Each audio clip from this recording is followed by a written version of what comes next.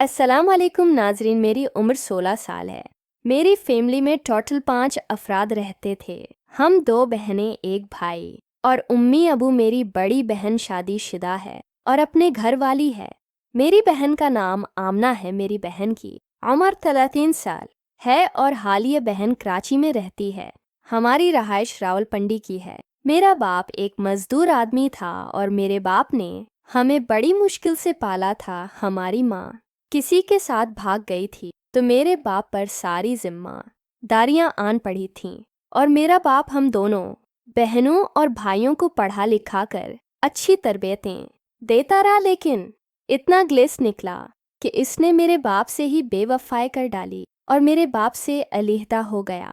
मेरा भाई एक लड़की को भगा कर ले गया था और उसके साथ शादी कर ली थी। मेरा बाप अब हम दोनों बहनों का जिम्मेदार था। मेरी बड़ी बहन आमना की शादी के बाद मैं अपने बाप के साथ अकेली रहने लगी थी। मेरी माँ मेरे भाई की शादी से पहले ही किसी के साथ भाग गई थी और वो हमें छोड़ गई थी। मेरी माँ आशिक मिजाज औरत थी। मेरी माँ की उम्र 40 साल थी। मेरी माँ का नाम फाखरा था। मेरी माँ देखने में काफ़ी खूबसूरत थी और उसे जवान मर्द बहुत पसंद थी। मेरा बाप हमेशा मेरी माँ को बुरे काम से रोकता था और उसे डांटता रहता था। मेरे बाप की उम्र 50 साल हो चुकी थी और वो मेरी माँ की ख्वाहिशात को पूरा नहीं कर सकता था, इसलिए मेरी माँ को जवान मर्द ढूंढती थी और उसके साथ ही मौके पाकर फरार हो गई थी। मैं भी अपनी माँ की करतूत देखती रहती थी और अबू तो काम पर होती थी। मेरा भाई शादी करके पहले ही अलग हो गया था। हम दोनों बहनें ही अपनी माँ के पास होती थीं, तो मेरी माँ के ये काले करतूत करती थी, मैं भी ये करतूत देती थी। मेरे अंदर भी ये ख्वाहिश होती थी, लेकिन मैं हमेशा सब्र करती थी और अपनी माँ के करतूत देखकर मैं भी खराब हो चुकी थी। लेकिन मैं चाहती थी कि मैं अपनी माँ जैसी न बनूं। मेरी माँ तो किसी के साथ भाग गई थी और इसने इससे रिश्ता जोड़ लिया था, तो मेरा बाप अब मेरी जिम्मेदारी ले चुका था। मेरी बहन आमना अब हमसे अलग रहती थी और वो शादी करके कराची चली गई थी। कई बार मेरा भी दिल करता है कि मैं भी अपनी बहन आमना के पास कराची चली जाऊं, लेकिन मेरा बाप बूढ़ा हो चुका था और वो मेहनत मजदूरी करके आता था और मेरा पेट पालता था। इसलिए मुझे अपने बाप की फिक्र होती थी और मैं अपने बाप के लिए खाना वगैरह बनाती थी। हमारा घर 5 अफराद पर मुश्तमिल था, लेकिन कुदरत का ऐसा निज़ाम हुआ था कि हम टोटल घर में 2 अफराद ही बचे थे। मेरी माँ किसी के साथ भाग गई तो हम 4 लोग रह गए थे।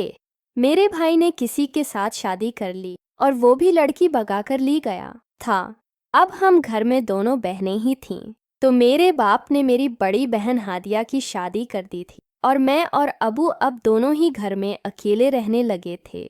मेरा बाप काम पर निकल जाता तो मैं सारा दिन घर में फरी होती है और टीवी वगैरह देखती रहती। मैं कभी भी घर से बाहर नहीं निकलती थी, लेकिन एक दिन मेरे साथ अजीब वाक़या हुआ। मैं अपने घर में टीवी देख रही थी, क्योंकि घर के काम काज सुबह उठ के ही कर लेती थी। अबा के लिए नाश्ता बनाती थी। अबा नाश्ता करने के बाद काम पर चले जाते हैं, तो मैं दिन को फरी होती है और बारह तक काम काज करके टीवी देखने लगती है।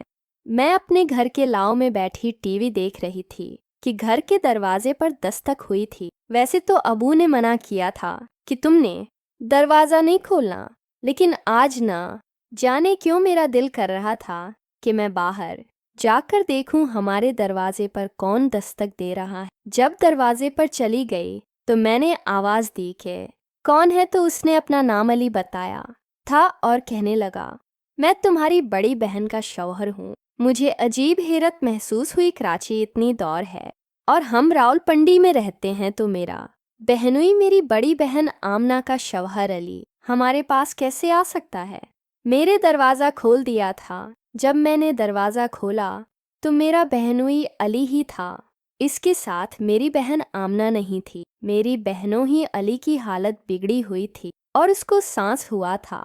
मैं उसको अंदर ले आई थी। मैंने जब अपनी बहनों से पूछा कि आप कराची से यहाँ कैसे पहुँचे, तो उसने बताया कि मुझे 2 बंदा गवा करके यहाँ पर ले आई थी। मैं भी परेशान हो गई थी और फिक्रमंद होने लगी थी शाम को अबा आए तो मेरे बहनों या दाल ने इबा को सारा मामला बताया था। अबू भी परेशान होने लगे और कनाडा लगे थे। तुम फ़क्र करो, मैं 2 दिन काम करके तुम्हें कुछ पैसे दूंगा तो तुम कराची चले जाना। अबा ने अली से मेरी बहन आमना की बात करवा दी थी तो वो भी काफ़ी परेशान और ये रखी थी। अब अबा काम पर चले जाते हैं तो मेरा बहनों याद दिल को मेरे पास फरी होता। मुझे अब अपने बहनोई की नज़रें जैरने लगी थीं और मार देने वाली लगने लगी थी क्योंकि उनकी नीयत में खोट थी। एक दिन मेरी बहनों याद दिल बाहर गए तो मेरे लिए कुछ आइसक्रीम लेकर आती। मैंने भी खुशी से कबूल कर ली थी। आइसक्रीम खाने के बाद न जाने में नींद क्या गोश्त में चली गई थी और मेरे साथ क्या क्या होता रहा था। मैं उठ भी नहीं सकती थी और उसे मना भी नहीं कर सकती थी। मेरी बहनों याद दिल ने ये सब काम कर दिया था और उसने मेरे साथ कबड्डी खेल दी थी। मैं रोने लगी थी और खुद उठ भी नहीं सकती थी, लेकिन मेरी इज्जत लौट चुकी थी और मेरी बहनों ने अपनी हौस पूरी करके वापसी की राह ली थी। मैं अबा को भी नहीं बिता सकती थी क्योंकि मेरी बहन का घर खराब हो सकता था। मैंने सब्र कर लिया था और अपनी बहनों को दिल से बद्दुआ दी थी, लेकिन मेरे बहनों ने मेरी इज्जत के साथ खिलौड़ा करने के लिए ये चाल किस तरह चली थी। मैं सारी जिंदगी सोच में परेशान थी और परेशान रहूंगी। अगर आपको यह कहानी पसंद आई हो तो हमारी वीडियो को लाइक कर दें। बहुत बहुत शुक्रिया।